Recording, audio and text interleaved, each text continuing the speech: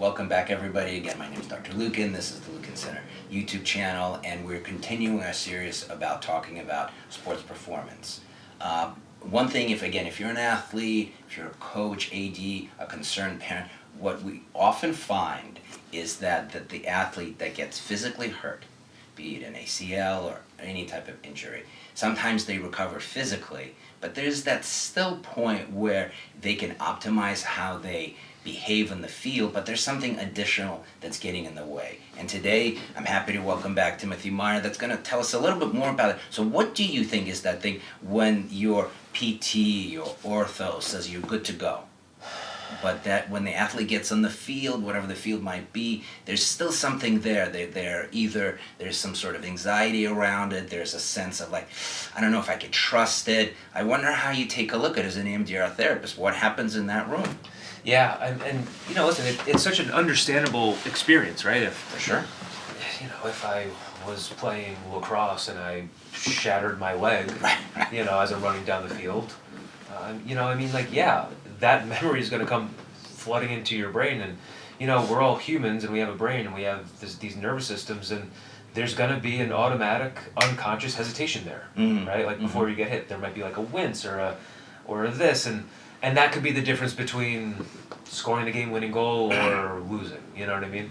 And so cognitively, like we know, like I'm healed, I'm safe, I'm good, got to win, all the things that I'm coached, but that memory of my leg being shattered or something, it's still there. Right. And as much as I try to bury it, it's buried, but it's buried alive with all the feelings attached to it. Right. And when I'm on the field, it is going to be poked at, and all of those piled up feelings will come out. No matter how disciplined I am, or no matter how much I care, or no matter how much I've told to have a short memory or whatever, it's going to be there, right? So, when someone is coming off of a big injury, I kind of want to check to see, like, if mentally, if it's still got some emotional charge to it. And there's honestly, there's an EMDR technique that does that. So really, I have them recall their memory of the thing that happened. So let's say a football player tears his ACL, right? I have him play that movie in his mind. I have him focus on the worst part, the image of it. So he's staring at that image that represents the worst part of that time that he tore his ACL. And with that image in mind, he taps into how he feels right now, if there's any negative belief about himself, and a couple other things. Now, if someone is really in that memory and looking at the worst moment where they tore their ACL, and they say, no, I feel okay. It's fine now, it's healed, I'm good. How would an athlete do this internal attunement? Well, it does help if you have someone who kind of knows how to set up. No, of course. I guess I'm wondering, how do you help attune that? Well, so I say, focus on the image. Okay. And what do you notice? And a lot of people are not good at noticing feelings in their body. Right. And they say, I don't know, my head. And I'm like, no. Like, you feel feelings in your body whether you realize it or not. And they're like, what? So sometimes I might derail from that. I see. And I might have them bring up other memories or feelings that they do feel in their body. Oh, I see. Interesting. And there are a lot of easy ones, like if you imagine tasting something sour, like a lemon, your mouth will salivate. Right. It's pretty neat. You bring your mind to a lemon, and before you know it, your body's doing something different. Interesting. Well, guess what? If you bring up a song from when you were in 5th grade, you start to feel a little different, and you notice that too.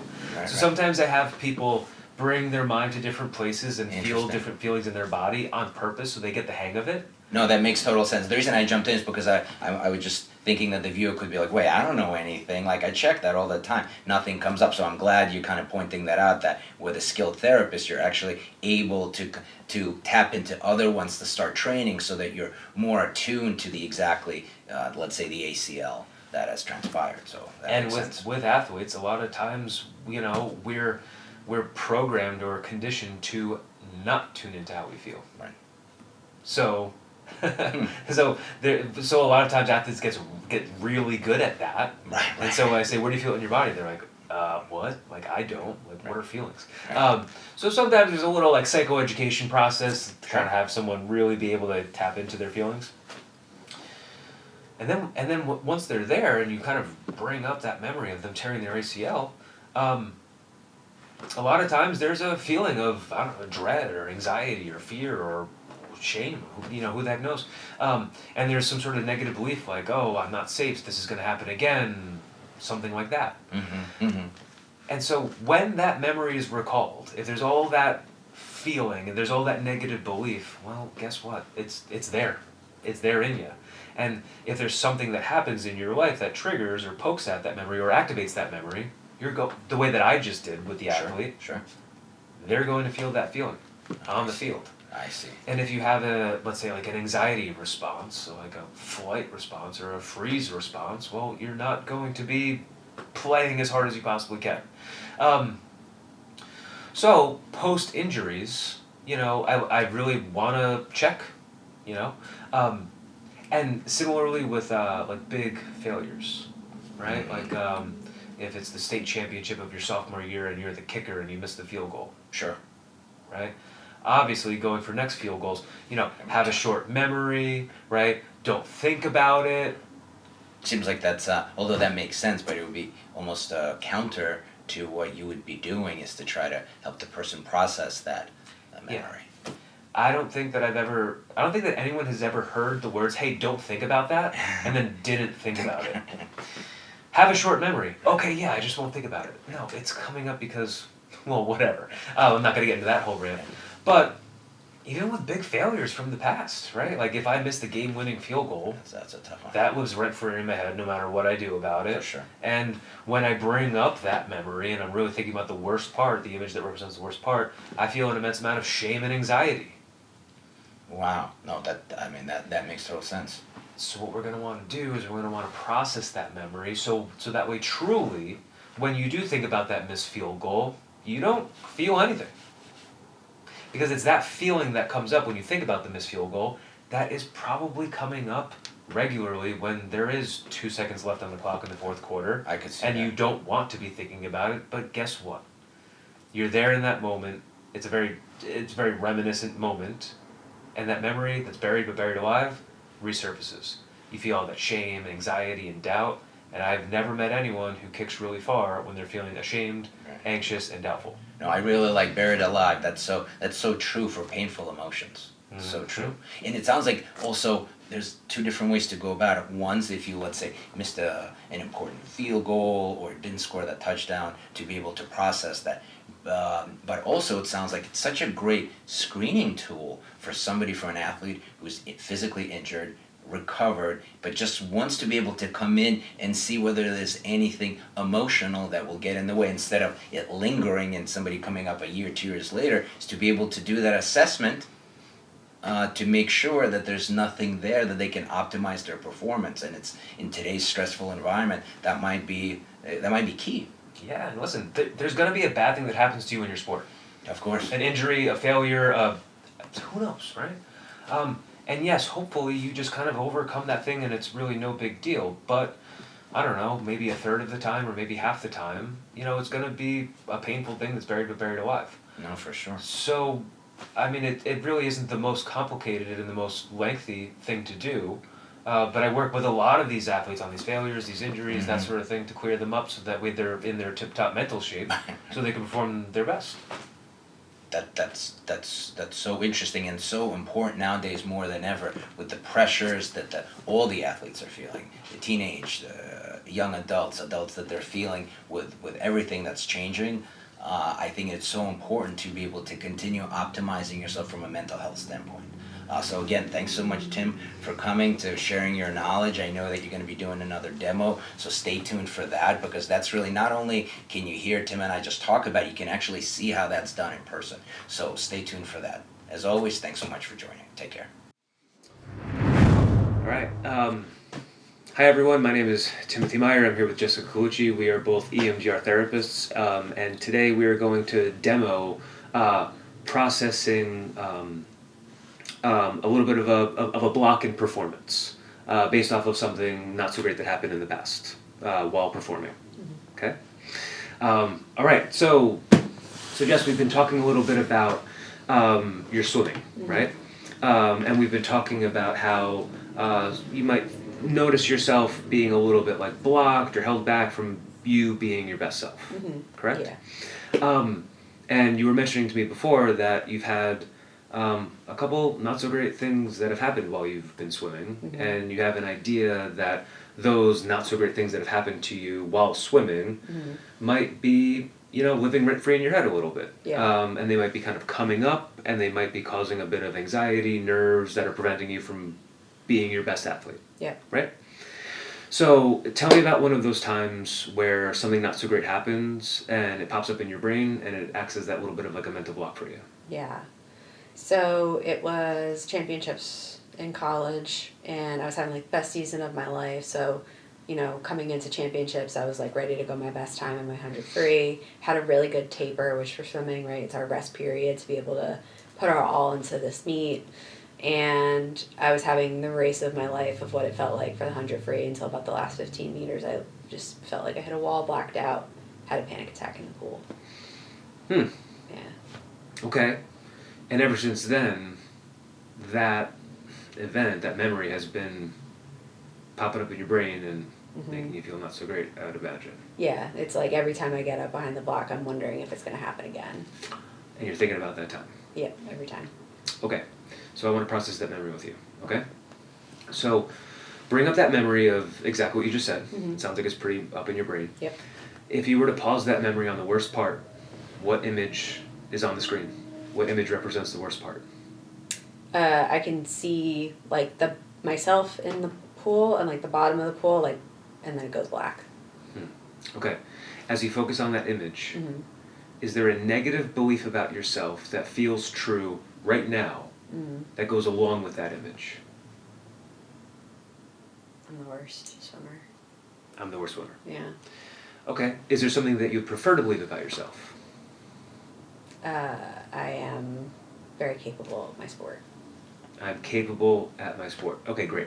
As you focus on that image that you identified before, and you say the words to yourself, I am capable at my sport, how true does that feel on a gut level from 1 totally false to 7 totally true? Let's go with a 4. The 4? Yeah. Okay. As you focus on the image, you in the pool, dark, what emotions come up? What do you notice that you feel right now? I feel that panicky feeling again. Where do you feel it in your body? Stomach and chest. And how strong is it from 0 to 10? A 7. Okay. I want you to focus on that panicky feeling in your stomach and your chest, that level 7, that negative belief of I'm the worst swimmer ever, and that image of you in the pool and that darkness. And I want you to go with that. Okay. Ready?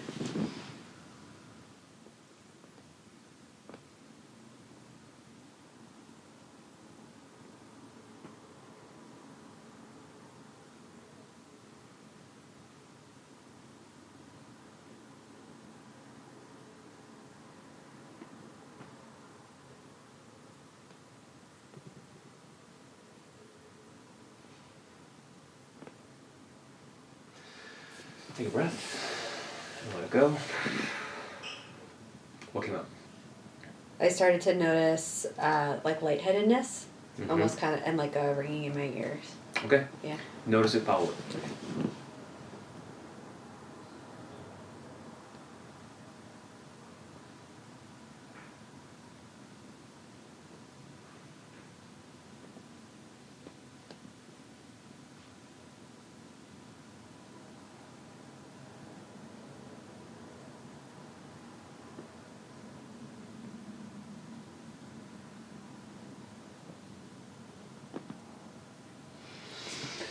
Take a breath and let it go. What came up? I started to remember people coming over to pull me out of the pool. My best friend was in the lane next to me, and like seeing her face of what went wrong, and then feeling embarrassed of like being a spectacle. Pause. And what we would do is we would continue going with that. So as you could see, Jessica's mind, she was allowing her mind to go wherever it needed to go, and different things were coming up, and I didn't know where she was going to go, nor did she. Yeah. And so that's what we keep doing. And now we're going to kind of like jump to a little bit of what it looks like at the end. Okay?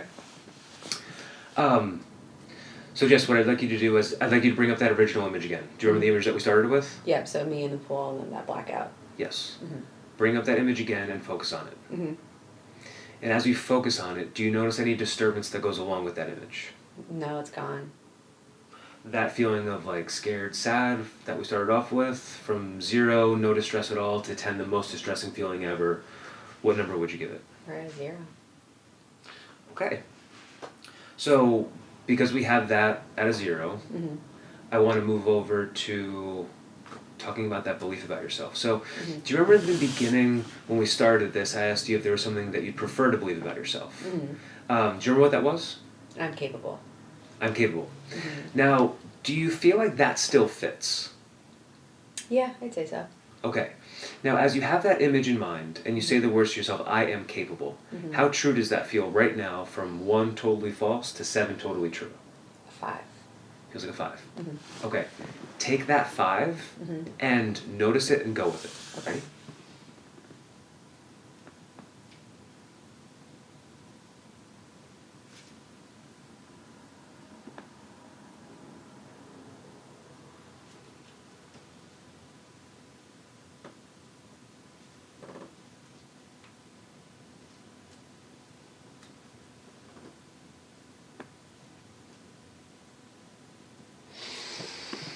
What'd you notice?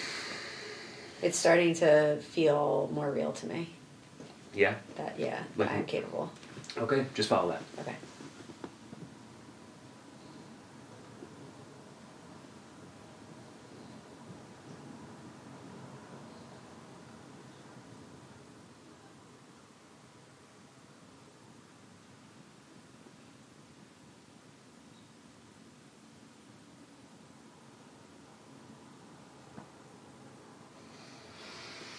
And what'd you notice? Maybe I can feel myself behind the block with saying that to myself, and it feels like entirely real. Okay. Now let's bring up that original image again. Mm-hmm. Right? You in the pool, dark, black, that sort of thing. Yep. And you say the words to yourself, I am capable. Mm-hmm. How true does it feel? 1, completely false. 7, completely true. Feels like a 7. Okay, great. Cool. Thanks. You're welcome. So what we just did there was we just kind of showed what it gets when we're almost at the end of processing an EMDR target. There is something after this called a body scan, where I would have Jessica focus on the original image and do an entire body scan, which we're not going to demo today. But at the end of processing an EMDR memory, the disturbance, the SUDS, is all the way down into 0, like her feeling of sad and scared was down into 0, and that positive belief about herself is all the way up to 7. And if we remember when we first started, the disturbance was up to a level, I think you said 7, 7, yeah. and your positive belief felt true level 4 out of 7. Mm-hmm. And after processing and the therapy, we're sort of at the end where the SUDS is 0, the disturbance is 0, and the positive belief feels all the way true. That's a little bit about what it looks like successfully processing an EMDR target. Yeah. I'm an athlete, but my performance So I remember you blocks saying and you'd do better with how would questions this than I do. relate to me? Because it's not a panic attack. I got my knee busted open. Okay, so if you're an athlete and you've had a previous injury, how might this relate to you? Well, I mean, I think that this would certainly relate to you because oftentimes when we go through an injury or a setback or a failure, the next time that we're playing or performing, that memory is, right there in the back of your head. And, we say these things to ourselves like, oh, we should have a short memory, or we got to get over it, or we got to be tough. But unfortunately, that's really not how our minds work. And as much as we try to shove things away and bury them, it doesn't really work like that. So if you're noticing that hesitation when you're playing your sport, and you know that it's because you went through a failure or a really big disappointment or an injury or what we call a small t trauma, well, it might be a good idea to, actually kind of address that and process that so it really doesn't negatively impact you in your performance going forward.